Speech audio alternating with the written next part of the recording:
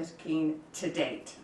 This multi-agency operation led by DEA with our local, state, tribal, and federal partners targeted one of the largest and most dangerous drug trafficking and foreign terrorist organizations in our country. The DEA seized 11.5 kilos of fentanyl, including an astounding approximately 3 million fentanyl pills, the largest seizure in our nation's history. These are the pills in the bags right there. The main bottom right, the head of this organization, Sinaloa organization, here in the country illegally, 6 of these guys and women here in the country illegally. His name is Alberto Salazar Amaya. He is the leader, and he was living in Salem, Oregon. With him, they got millions of dollars, cash, cars, but the drugs were in Albuquerque, Phoenix, and Utah. That's how insulated these drug dealer cartel leaders make themselves. This was an incredible operation, and that's why I wanted all of you here behind me. It took months and months of work, investigation, leading up to smaller buys, smaller cases, to get this massive amount of drugs and guns off our streets. $5 million approximately in cash, 35 kilos of methamphetamine, 35 kilos of meth, 7.5 kilos of cocaine, 4.5 kilos of heroin, 49 rifles and pistols, all shown in the pictures. And then, of course, the 3 million pills. These pills were stamped as oxycodone. Let that sink in. 3 million pills going on our streets, 3 million pills, the streets of our country, laced with fentanyl, labeled as oxycodone. And they were in all different strengths of fentanyl within them. This operation was made possible by over 55,000 hours of law enforcement investigation. And this is a really dangerous job that these DEA agents face every day, but they are getting very dangerous drugs off of our streets each day. They are flooding our cities with a weapon of mass destruction, fentanyl. And when we catch you, like all of these individuals, if convicted, we will put you behind bars, there will be no negotiating, and we will lock you up for as long as humanly possible. We will not negotiate with those who are killing our family members, including brothers, sisters, daughters, sons, parents, friends. Everyone in this room, I guarantee you, knows someone who has been afflicted with drug addiction, and many who have known someone who has lost a loved one because of this trash on our streets. The precursors are made in China.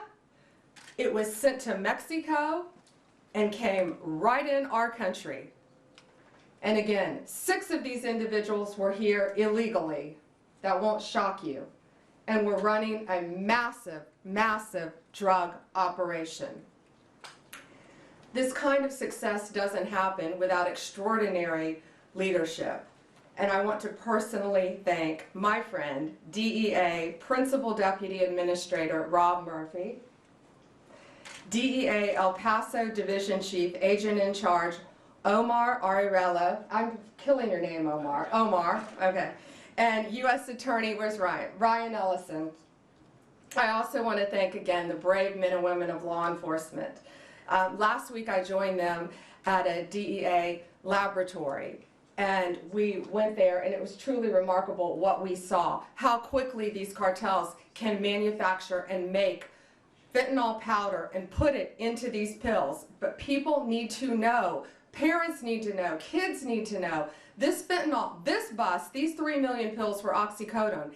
They put this in Xanax, they put this in Adderall, they put this in Molly, the date drug or the party drug, something called Molly. They put it in cocaine and they put it in marijuana. And it is to get you so highly addicted that you can't get off it. 75,000 Americans are dying each year because of fentanyl. 75,000. And that's why this is so important today. You've got to spread the word. If you know anyone who is taking any recreational drugs, they need to be extremely careful because there is a very high likelihood it could be laced with fentanyl. And that's one of the reasons 75,000 Americans are losing their lives each day. It is the #1 cause of death for individuals between 18 and 34 in our country. More seizures are coming, more arrests are coming. I guarantee you that. And these dealers, these sellers, these street-level sellers better look out because we will not be negotiating with you. We will bring you to justice, and we will not stop until this poison is off of our streets in our country. It is my honor to introduce my friend with DEA, Rob Murphy. Thank you again. Thank you, Attorney General Bondi. Good afternoon. First off, I'd like to take a second and thank the men and women at DEA, along with our partners, U.S. Marshals, the IRS, obviously the U.S. Attorney's Office, who made this 6-month investigation happen. Without their tenacity, there was many obstacles that they faced throughout this investigation. And let me reiterate what the Attorney General Bondi said so well. This was a major drug trafficking organization led by Alberto Salazar Amaya, operating in the United States with no regard at all for the disruption to families, addiction, and ultimately death that was probably caused for the distribution. That nearly $5 million in cash represents poison that was distributed throughout at least 6 states that we were able to identify in this country, and who knows where it went when it was sold to that first level. Obviously a major organization. This team was able to infiltrate the organization at every level. We knew how the drugs were being brought into the U.S. We've identified the main players in Mexico who belong to the Sinaloa cartel, who was recently designated by this administration as a foreign terrorist organization. We are exploiting them at every level. We continue to do that. We expect more out of this investigation.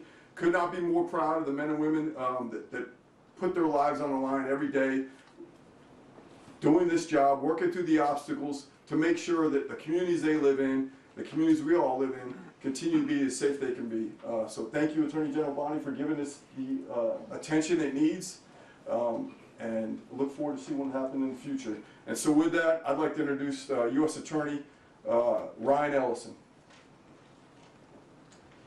Well, good afternoon, everyone. My name is Ryan Ellison, and I'm the United States Attorney for the District of New Mexico. I'm going to give you a brief overview of the investigation that dismantled one of the largest and most dangerous fentanyl operations in United States history. This case involved coordinated efforts from federal, state, tribal, and local law enforcement agencies across multiple states.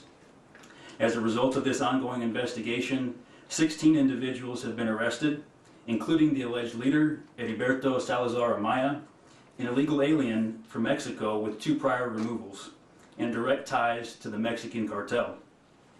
In Albuquerque alone, authorities seized staggering quantities of illegal drugs and assets, including over 2.7 million fentanyl pills, 11.5 kilograms of concentrated fentanyl powder, 7 pounds of methamphetamine, multiple kilograms of heroin and cocaine, 41 firearms, to include ghost guns and weapons modified for automatic fire, more than $600,000 in cash, and numerous luxury vehicles. This sophisticated fentanyl and narcotics distribution network spanned New Mexico, Arizona, Nevada, Oregon, and Utah, and was responsible for distributing lethal narcotics throughout the western United States. The sheer scale and potency of this fentanyl is sobering, with enough lethal doses to kill countless Americans. All defendants face serious federal charges related to conspiracy and distribution of fentanyl, along with additional charges for firearms offenses and immigration violations in certain cases. I would like to thank the DEA's El Paso Division, primarily the Albuquerque Field Office, as well as many other DEA field offices across the western United States, our local and federal partners, and the assistant U.S. attorneys that are prosecuting this case. Together we have sent a clear message. We will not tolerate those who profit from poisoning American citizens. The fight continues, but today our communities are safer with these drugs and criminals off the streets. Thank you.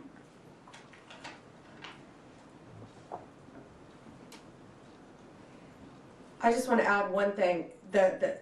I was briefed before this by all of the agencies together, and the coordination with the AUSAs and DEA and the law enforcement agencies is truly remarkable. Thank you all. And again, be safe out there every day. They're out there risking their lives every day to save us and keep us safe. So thank you all. I think we're going to take a couple questions, but we are going to remain on topic today because we are here for something so serious. And I had wanted to walk out first and let you all hold this. This is how much fentanyl it takes to kill you. So if you want to come up and look at this after in this vial, you're welcome to. It looks like just a few grains of salt. And this is what it takes to kill you. Okay. Just a reminder, we're staying on topic today. Go ahead.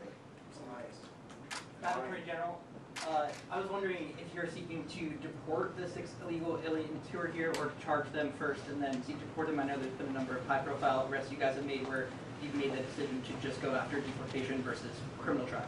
This guy is the leader. He's the #1 guy.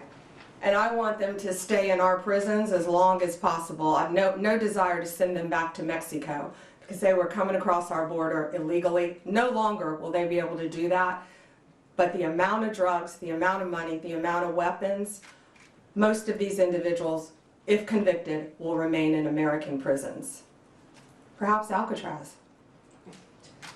Mary Margaret, Daily Wire.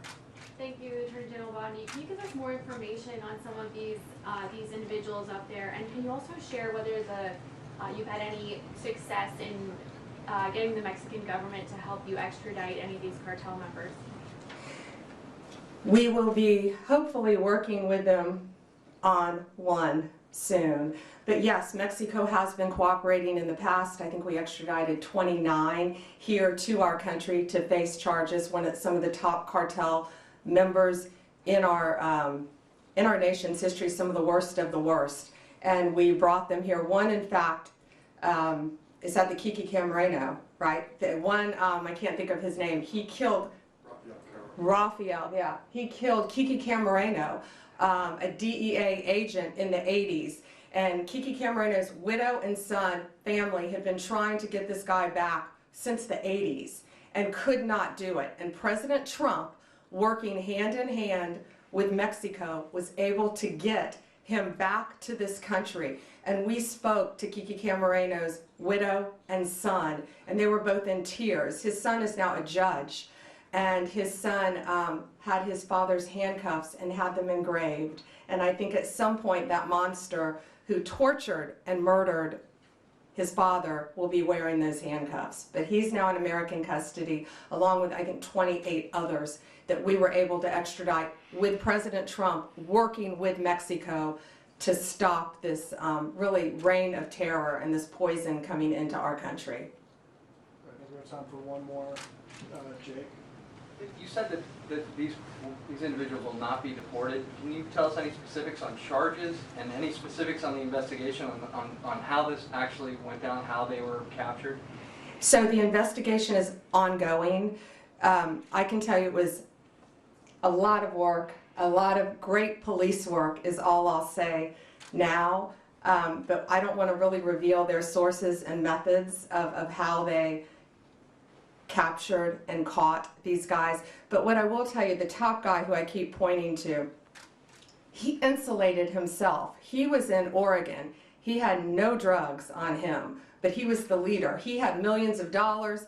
he had a Mercedes, he had a truck, he had other things, but he did not have any drugs on him because he was the leader, and that's what these cartels do, whether it's Sinaloa, whether it's MS-13, whether it's TDA. The highest leaders insulate themselves. Just like the TDA guy, you may have been with us in Virginia. When we arrested him, not even half an hour away from here, he didn't have any drugs on him either. That's what they do. They live among us, they live in neighborhoods, because they are the top level. So what will the charges be on Oh, I'm sorry, multiple, what are the charges, guys? The multiple drug trafficking, conspiracy to traffic, multiple drug charges. But depending on the time, they need to serve their time in an American prison to keep them off the streets, and who knows where they would go next. They're part of one of the largest drug trafficking organizations and one of the most frightening cartels. Alana, last one. How are you making the decision about whether to put on trial in the U.S. defendants who are living in the U.S. illegally? You said you want this man to stand trial in the U.S., but in another case, someone who was alleged to be a top MS-13 member, the department moved to dismiss that case and is going to deport that person. How are you making that decision about whether to bring? Sure.